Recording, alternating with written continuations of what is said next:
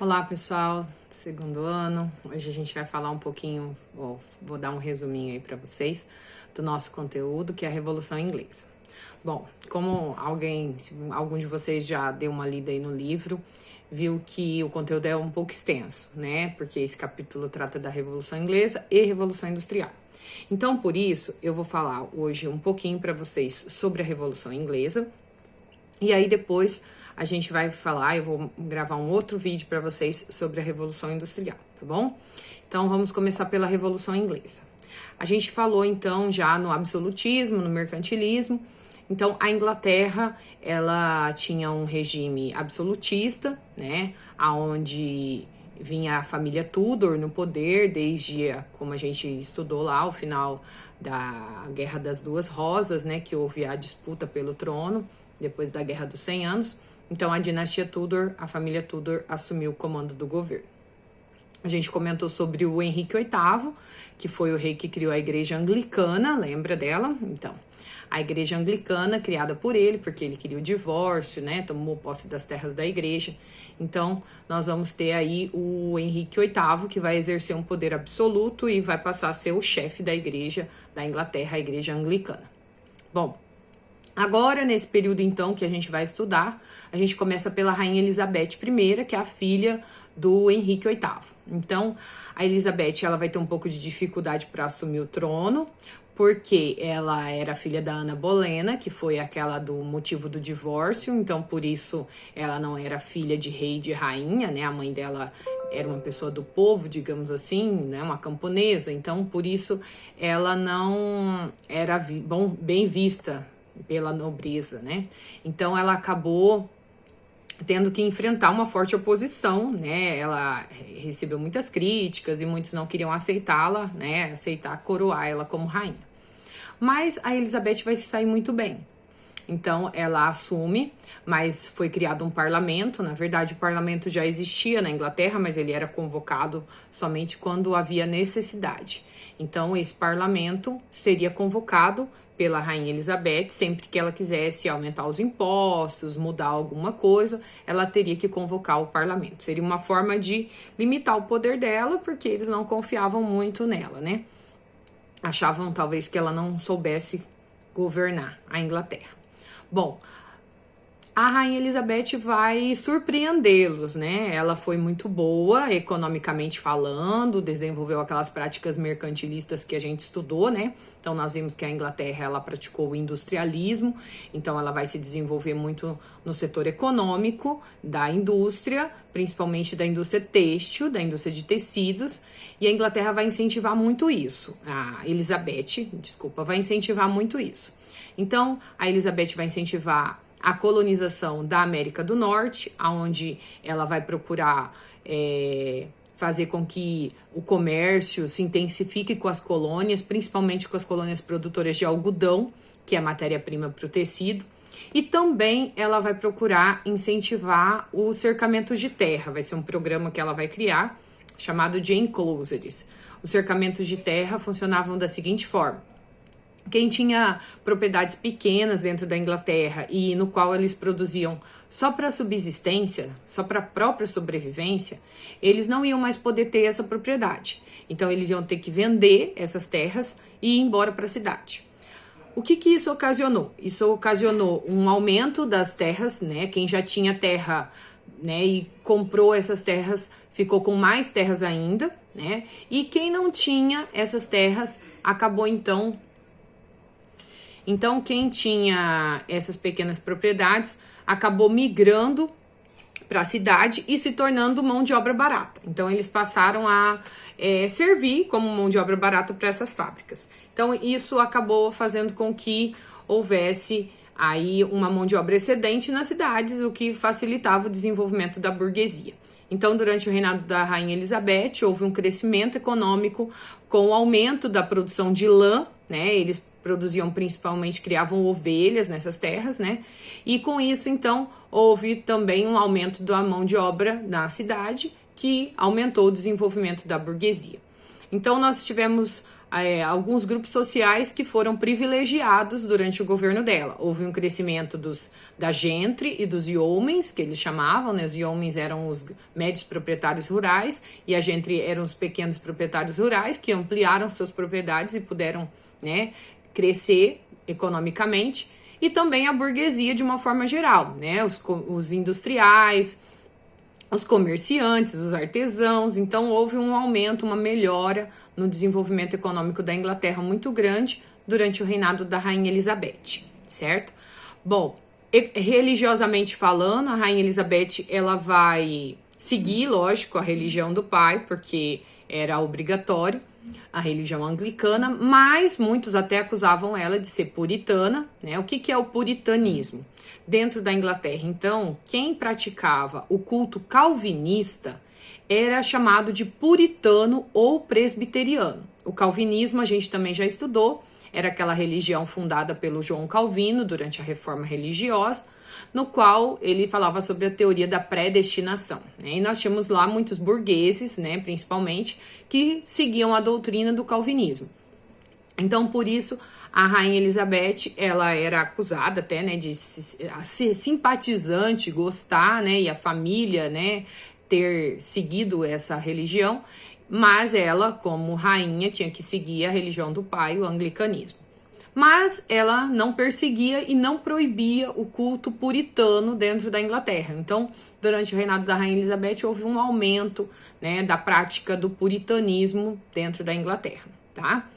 Bom, a Rainha Elizabeth morre em 1603 e com a morte dela, ela não teve herdeiros, não teve filhos, não se casou, tanto que muitos chamam ela de Rainha Virgem, né?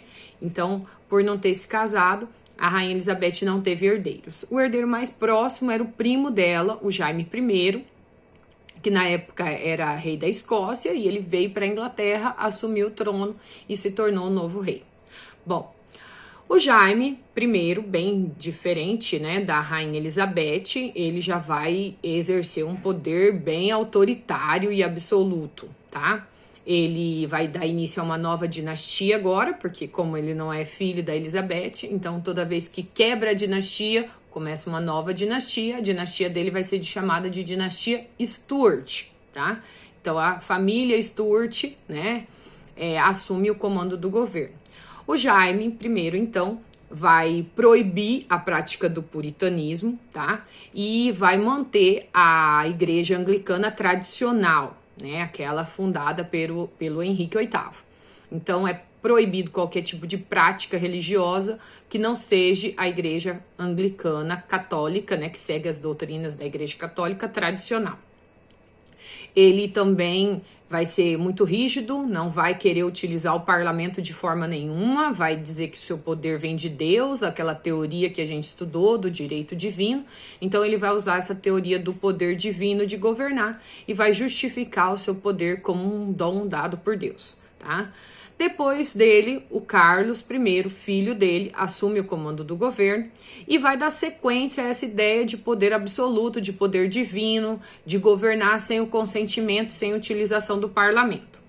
Em 1628, o parlamento, então, resolve criar uma lei chamada de Petição dos Direitos. Essa lei obrigava o rei a pedir autorização ao parlamento toda vez que ele quisesse declarar guerra ou subir os impostos, aumentar os impostos.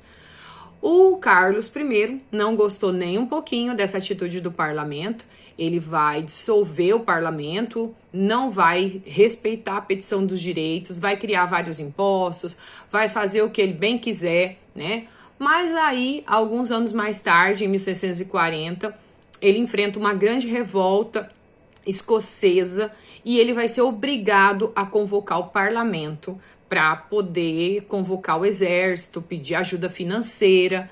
E aí, nesse momento, o parlamento aproveita a oportunidade que eles estão reunidos e vão iniciar um movimento contra o Carlos I. Eles vão aprovar uma lei que proíbe o rei de dissolver o parlamento sem autorização do parlamento. Então, o rei não vai poder mais mandar eles embora a hora que ele bem entender, né? Se eles não consentirem isso, se eles não aceitarem isso.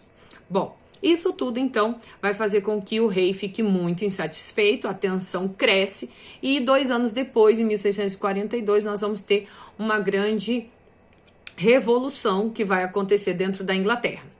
Essa revolução vai se tornar uma guerra civil. Então, nós vamos ter dois exércitos. O que é uma guerra civil?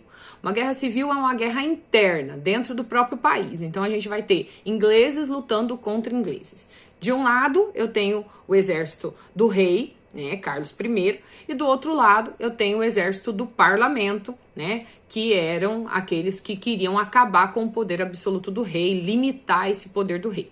Então, quem ficou do lado do rei? Do lado do rei estava a igreja anglicana tradicional, com culto católico, né? A alta nobreza, então aqueles, né, que eram os antigos senhores feudais, né, os nobres que eram poderosos, donos de muitas terras, que tinham privilégios no governo. Então os dois tinham privilégios e por isso não queriam perder o poder absoluto. E do lado do parlamento, quem eu tinha do lado do parlamento? Do lado do parlamento eu tinha a gentry e os homens, que eram pequenos e médios proprietários, a burguesia, né, de uma forma geral, também queria liberdade, né, aquelas ideias de um poder mais democrático, uma participação maior dentro do governo. Então, essas ideias e de forma os camponeses, né, trabalhadores, operários, vão apoiar o exército do parlamento. Bom, essa guerra civil começa bem equilibrada, né? A gente tem também os puritanos, aqueles que praticavam o culto puritano, que se sentiram rejeitados com a ascensão da família Stuart no poder, também vão ficar do lado do parlamento. Então essa guerra começa bem equilibrada. Mas aí o general que comandava as tropas do parlamento, chamado de Oliver Cromwell, ele vai mudar o estilo do exército inglês. Por quê? O exército inglês funcionava da seguinte forma. Se você entrasse para o exército e fosse um camponês, um operário, a sua posição dentro do exército dependia do seu nascimento. Se você era um filho de nobre, você já ia chegar no exército ocupando um cargo lá em cima. Mas se você era filho de um camponês, de um operário, de um burguês, de uma pessoa de uma classe mais inferior, você ia sempre ficar na mesma. Por melhor soldado que você fosse o cara, né? Mas você não ia poder crescer dentro desse exército de jeito nenhum. O que aconteceu então? O Oliver Cromwell criou um new model, um novo modelo de exército. O exército dele funcionaria da seguinte forma: os cargos seriam elevados de acordo com o seu potencial militar.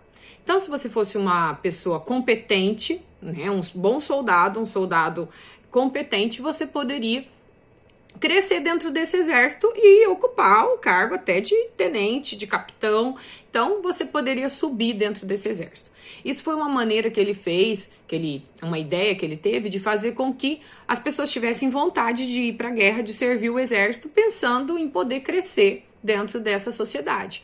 Porque a sociedade inglesa ela era uma sociedade ainda muito estamental, onde a posição social do indivíduo era determinada pelo nascimento. Então, se você nascia daquele jeito, né, como um camponês, como um operário, como um burguês, como um yeoman, como um agente, você ia ficar sempre daquele jeito. Eles não, por mais que você crescesse, o preconceito era muito grande, né? Então era uma sociedade muito preconceituosa, né? No qual a posição era muito determinada ali pelas suas origens, pelo seu pai, pela sua mãe. Então esse novo modelo de exército do Oliver Cromwell vai ser o diferencial na guerra civil. Essa guerra também é chamada de uma guerra religiosa, né, por causa das questões religiosas. Então não vai ser só uma briga para acabar com o poder do rei absoluto. Eu vou ter ali também uma questão religiosa, a liberdade religiosa, né? Os puritanos queriam também o direito de poder praticar a sua religião livremente. Então, não era somente uma questão política, existia também uma questão religiosa, existia também uma questão econômica, a burguesia queria também poder ter mais direitos dentro dessa sociedade, ter um incentivo maior, como a Elizabeth deu um incentivo ao desenvolvimento econômico da burguesia inglesa. Então, a burguesia inglesa não era uma burguesia que não sabia, que não conhecia os seus direitos, pelo contrário. Então, por isso, eles vão defender essa ideia aí e vão lutar nessa guerra. E aí nós vamos ter, então, em 1649, a queda do rei, né, a derrota do rei Carlos I na Guerra Civil. O rei é derrotado, vai ser julgado, condenado e decapitado, né, e morto. O Oliver Cromwell, então líder do exército, das tropas, né, que comandaram os exércitos do parlamento, assume o comando do governo. O Oliver Cromwell vai dizer que o governo dele é uma república, então vai ser chamada de República de Cromwell, tá? O Oliver, então, ele vai incentivar muito o desenvolvimento do comércio, né? Vai ser muito positivo para a economia. Ele vai implantar liberdade religiosa, ele vai implantar uma ideia de liberalismo econômico dentro da Inglaterra. E um dos fatos mais marcantes do governo do Oliver Cromwell foram os atos de navegação. Essas leis decretadas pelo Oliver Cromwell proibia que navios de outros países pudessem comercializar os produtos da Inglaterra. Então, se você quisesse comercializar com a Inglaterra, você só poderia utilizar navios da Inglaterra. No caso das colônias, teriam que usar navios das colônias. Mas como as colônias não fabricavam navios ainda, né, porque eram simples colônias, é lógico que para comercializar com a Inglaterra, elas deveriam usar os navios da Inglaterra. Bom, quem vai se sentir muito prejudicado com essa lei é a Holanda. A Inglaterra, só voltando um pouquinho na ideia, a Inglaterra é uma ilha, né? Vocês têm aí no mapa da Inglaterra, aí no livro. Então, a Inglaterra, naquela época, para comercializar com ela, era somente por via marítima. Por isso que os navios, por isso que a navegação era tão importante. Então, qual o objetivo do Oliver Cromwell quando ele criou essa lei? É desenvolver a indústria marítima da Inglaterra, né? Fazer com que a Inglaterra pudesse fabricar mais navios, né? Com isso, a burguesia marítima iria crescer ainda mais, né? E ficar mais poderosa. Quem não gostou, como eu estava dizendo, dessa ideia foi a Holanda. Então, a Holanda era também uma grande potência marítima e vai se sentir muito prejudicada. Por isso, a Holanda vai declarar guerra, vai pedir primeiro, né? Para que os atos de navegação sejam anulados. Mas vai dizer que não reconhece essa lei, mas a Inglaterra não vai aceitar. Então, nós vamos ter aí uma briga entre Holanda e Inglaterra. Essa briga vai terminar com a vitória da Inglaterra, que vai manter os atos de navegação, e a Holanda vai perder muito mercado, porque a Holanda tinha, né, uma posição econômica né, dentro da marinha também, no comércio marítimo, melhor dizendo, muito importante. Então, ela vai acabar perdendo muito com isso, vai ter muitos prejuízos. Com isso, o Oliver Cromwell vai, né, ficar mais poderoso. E aproveitando esse poder todo dele, ele vai, então, decretar a criação do Reino Unido, onde ele vai dominar oficialmente a Irlanda, a Escócia, juntando elas à Inglaterra. Então, nós vamos ter a criação do Reino Unido. E aproveitando mais ainda o seu poder, o Oliver Cromwell vai se decretar como Lorde Protetor da Inglaterra. O que significava isso? Ele não queria o título de rei, né? Então não queria uma volta à monarquia, no entanto, seria uma volta à monarquia, certo? Porque esse título, né, Lorde Protetor da Inglaterra, dava a ele o poder de continuar no trono até morrer, que a gente chama de poder vitalício, e também dava a ele o poder hereditário, ou seja, quando ele morresse, o filho teria o direito de assumir o trono, né? Então, voltando, uma monarquia novamente, só que com outro nome. Agora ele se chama Lorde Protetor da Inglaterra e não rei, certo? Bom, o Oliver Cromwell morreu um pouquinho depois, em 1658, e com a morte dele, o filho Ricardo Cromwell assume o comando do governo. O Ricardo não era, assim, um bom líder como o pai. Bom, quando o Ricardo assumiu, então, dois grupos radicais começaram a perceber essa não aptidão política, né? Essa vocação política que ele não tinha, esse poder de liderança, e dois grupos radicais começaram a crescer dentro da Inglaterra, que são os niveladores e os cavadores. Os niveladores, o nome já diz, nivelar. O que é nivelar? É tornar igual, né? Então, eles queriam o quê? Direito de voto igual para todos. Que todos pudessem votar, que todos pudessem ter os mesmos direitos, né? Então, eles defendiam uma igualdade de direitos. Os cavadores eram mais radicais, defendiam uma reforma agrária. O que é a reforma agrária? A gente já falou dela o ano passado. Reforma agrária era o quê? Era confiscar os bens, as terras de quem tinha muita terra, no caso da nobreza, antiga nobreza, né, que agora já acabou essa sociedade estamental. Então, essa antiga nobreza confiscar as terras desses grandes proprietários rurais e dividir essas terras com os camponeses, com aqueles que não têm nada.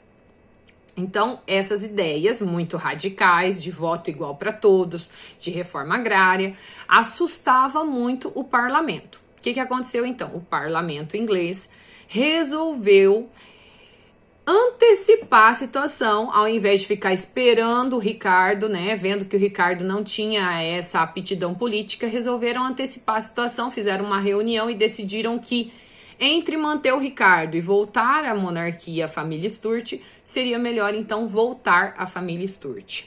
E eles vão coroar o Jaime II como o rei, ou melhor, desculpa, o professor errou, o Carlos II como rei, então, da Inglaterra, voltando à monarquia. Mas o Carlos II vai ter poder absoluto? Não, ele não vai ter poder absoluto, ele vai ter o poder limitado, o parlamento continua existindo.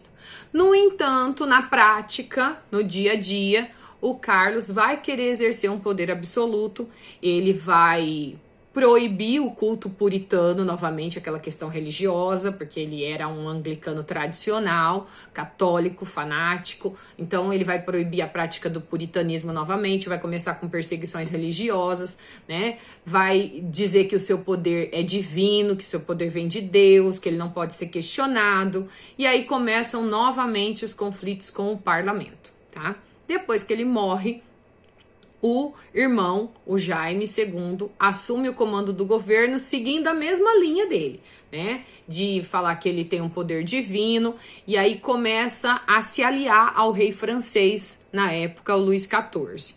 Isso vai intimidar, vai preocupar muito o parlamento, porque o Luís XIV era um exemplo de absolutismo, né? Como a gente já comentou dele, ele se dizia o rei sol, que o sol nascia para ele, né? Que a França existia por causa dele, de tão absoluto que ele era.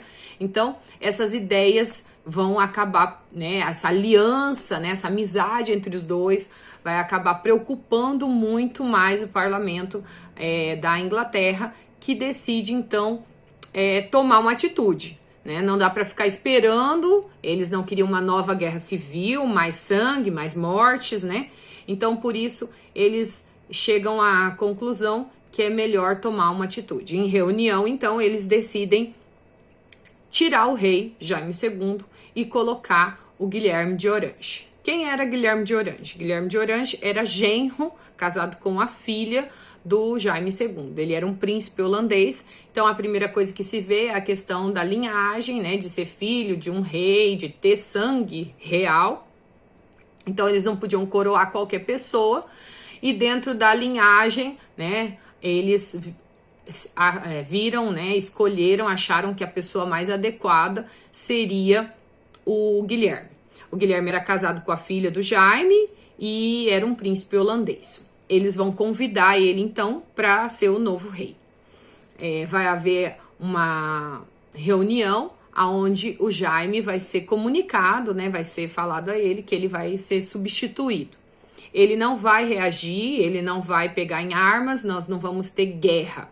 Por isso, essa última fase é chamada de Revolução Gloriosa, que acontece em 1688, quando ocorre a substituição do rei Jaime II pelo genro dele, Guilherme, que vai ser coroado Guilherme III. Para garantir que o Guilherme III não vai exercer um poder absoluto, o parlamento vai criar uma declaração dos direitos do homem e do cidadão. Então, vai ser criado um documento que limita os poderes do rei, uma constituição, né, que vai dar base aí para a primeira constituição da Inglaterra, aonde vai se estabelecer as normas ali do que o rei pode e o que o rei não pode fazer. Resumindo, o rei vai ter os seus poderes completamente limitados. Então, a Inglaterra vai passar a ser uma monarquia parlamentarista e constitucional. Eu tenho rei, mas o rei não pode fazer o que ele quiser. Existe um parlamento, que é formado por deputados e senadores, eleitos, mas não por todos, através de um voto censitário. Só os mais ricos vão votar e vão poder eleger esse parlamento. e esse parlamento vai limitar os poderes do rei. Então, o rei não pode criar uma lei, por exemplo, sem a aprovação do parlamento, tá? Então, existe um limite para o poder do rei. E, junto, existe uma constituição, que é um conjunto de leis no qual todos têm que respeitar. O parlamento também não pode fazer o que ele bem quiser. Existem leis, existem regras que devem ser respeitadas por todos, inclusive pelo parlamento, tá? Então, a Inglaterra é o primeiro modelo de governo democrático da história. A Inglaterra vai ser o primeiro país a acabar com o poder absoluto do rei, tá bom? Então, a Revolução Inglesa, resumindo, ela se divide em 4 fases. A primeira fase é a da Guerra Civil, né, da Revolução Puritana, chamada assim, que é a briga entre os exércitos do rei e do parlamento, que termina com a vitória de quem? A vitória do parlamento, a vitória de Oliver Cromwell. Então, o Oliver Cromwell assume o governo. A segunda fase é o governo de Oliver Cromwell, a República de Cromwell, né? Depois nós vamos ter a terceira fase, que é a restauração da monarquia, que é quando o Ricardo, filho do Cromwell, é substituído pela volta da família Stuart, Carlos II e depois Jaime II. E aí, então, a última fase da Revolução, que é a Revolução Gloriosa, quando nós temos, então, a coroação do Guilherme III como rei. A Inglaterra é assim até hoje, né? Então, até hoje o modelo de governo da Inglaterra ainda é uma monarquia parlamentarista e constitucional, como acredito que vocês conheçam e devam ter já visto reportagens, porque fala constantemente, né, nos jornais sobre a família real inglesa. Então, até hoje ainda se segue esse modelo. É lógico que se passaram muitos anos, não é mais a mesma família, né? Hoje nós temos uma outra dinastia no poder. A rainha também se chama Elizabeth, mas não é a mesma, né? Então os alunos sempre perguntam, é a mesma? Não, lógico que não, né? Então agora nós temos a rainha Elizabeth II, que é essa que está agora no poder, tá bom? Então estudem, façam a leitura, o resumo, tá? E depois eu vou fazer um outro vídeo da Revolução Industrial, tá bom? Beijo!